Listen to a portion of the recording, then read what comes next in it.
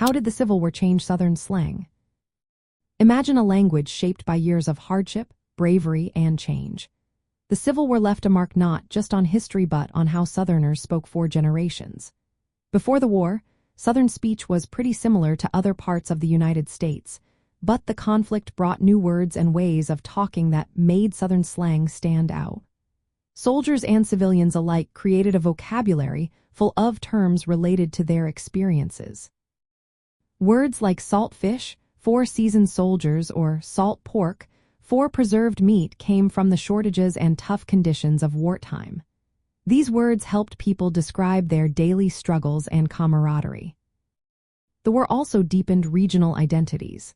Southerners started using nicknames like Sandleper for South Carolinians, which became a badge of pride.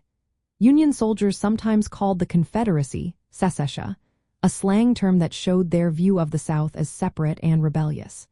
These words and nicknames helped define who was who during the chaos of war. The upheaval also changed how Southerners spoke. As people moved around and industries grew, a more unified Southern accent began to develop. The way people pronounced words changed, with the R sound becoming more common, a feature called rhoticity. This shift made Southern speech more recognizable and distinct from other regions. Language also reflected the social changes after the war. The end of slavery and the fight for civil rights influenced how Black and white Southerners spoke. Some slang and accents became associated with race and social class, creating a linguistic divide that still exists today. Certain words from the Civil War era, like shoddy to mean poor quality or bark juice for liquor, stuck around and entered everyday speech. These terms show how wartime language became part of the local vernacular. Overall, the Civil War pushed Southern slang into a new realm. It embedded military terms, regional nicknames, and social influences into everyday talk.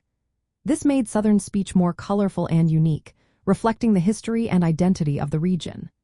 The language grew richer, carrying stories of resilience, pride, and change that continue to shape how Southerners communicate today.